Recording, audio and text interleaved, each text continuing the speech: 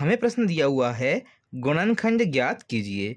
तो किस प्रकार आपको हल करना है, सबसे पहले हम ये देखते हैं कि इसमें आपकी सबसे बड़ी घात क्या है। तो सबसे बड़ी घात है आपके पास 3, मतलब आपको गुणनखंड जो मिलेंगे वो आपको 3 प्राप्त होंगे। अब हम हल करने की प्रोसेस शुरू करते हैं। तो हम को सबसे सिंपल तरीका देखना है। तो इसमें आपको क्या करना है, लास्ट का अंक देखना है 2। ये आपको 2 दे रखा है। इसके जस्ट बाद वाला आपको अंक ऐसा बनाना है कि इसमें 2 आना चाहिए। तो यहाँ हम लिखते हैं 2x, लेकिन यहाँ आपका माइनस का x है। तो 2x को आपको इस प्रकार बनाना है कि ये आपका माइनस का भी आ जाए प्लस का भी आ जाए। तो इसमें हम क्या जोड़ेंगे, तो हम जोड़ देंगे, ये आपका माइनस का 2 हो जाएगा और एक ले लेंगे हम प्लस का x। जब आप 2x में से प्लस का x माइनस करोगे तो आपको माइनस का x प्राप्त हो जाएगा। बस आपको ये ध्यान रखना है, पीछे अगर 2 है तो यहाँ भी आपको 2 बनाना पड़ेगा। ये आपका पास प्लस का आ जाएगा। अब आपको क्या करना है, यहाँ प्लस का x है तो इसी प्रकार आपको ये वाली संख्या बनाना है, इसके जस्ट आगे वाली कि इसमें x आ जाए। तो हम इसको अलग अलग कर देते हैं। तो ये हो जाएगा आपका minus x square minus x square. चूंकि माइनस एक्स स्क्वायर और माइनस एक्स स्क्वायर कितना हो जाएगा, ये आपका माइनस का 2x स्क्वायर। इसमें हमको ऐसा बनाना है कि इसमें परिवर्तन भी ना हो। ये आपके आगे लिखे हैं x की घात 3। अब आपको क्या करना है, कॉमन लेते चलना है सब में से। तो सबसे पहले हम देखते हैं, यहाँ x की घात 3 है और यहाँ x की घात 2 है। तो 2 हम दोनों में से कॉमन ले सकते हैं। तो ये हो जाएगा x की घात 2।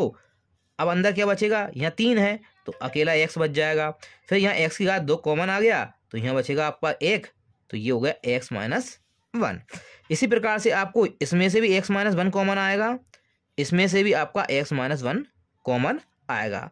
अब आपको सिंपल सा क्या देखना है, यहाँ ये देख लेना है कि जो x है यहाँ पे x के अतिरिक्त इसके पास कौन सा है। तो x के अतिरिक्त इसके पास एक x ज़्यादा है, तो जो ज़्यादा है उसको हम आगे लिख लेते हैं। और एक माइनस है, इसके पास माइनस नहीं है तो हम माइनस लगा देते हैं। तो इसमें से जो कॉमन आएगा वो आपका आएगा माइनस एक्स। अब आपको यह मिला के देखना है, यहाँ आपका x है, यहाँ आपका x है, इसके अलावा -2 इसके पास अतिरिक्त है, इसके पास नहीं है तो आपको -2 अलग से ले लेना है। तो इनमें से क्या कॉमन आ जाएगा, -2।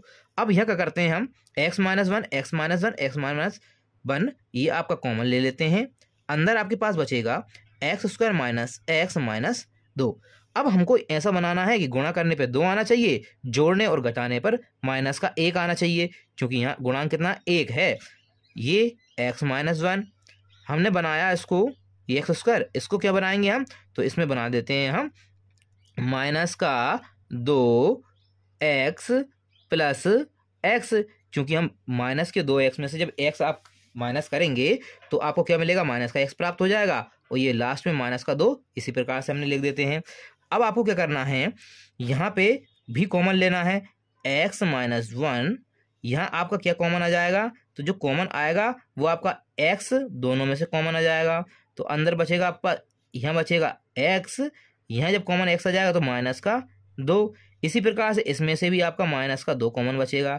अब हम यहाँ मैच करके देखते हैं कि यहाँ प्लस का है, यहाँ भी प्लस का है, तो बस यहाँ आपको प्लस का सिंपल सा 1 लिख देना है, कोई चेंज नहीं करना है। क्योंकि 1 का गुणा जब आप करोगे तो आपको वही संख्या प्राप्त हो जाएगी। अब आपको क्या करना है, x माइनस 2 दोनों में से कॉमन लेना है।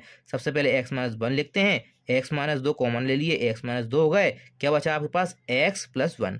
तो ये आपका अलग गुणनखंड हो जाएगा। तो आपके जो आंसर है x minus 1 x minus 2 x plus 1 ये आपके 3 गुणनखंड आपको प्राप्त हो जाएंगे।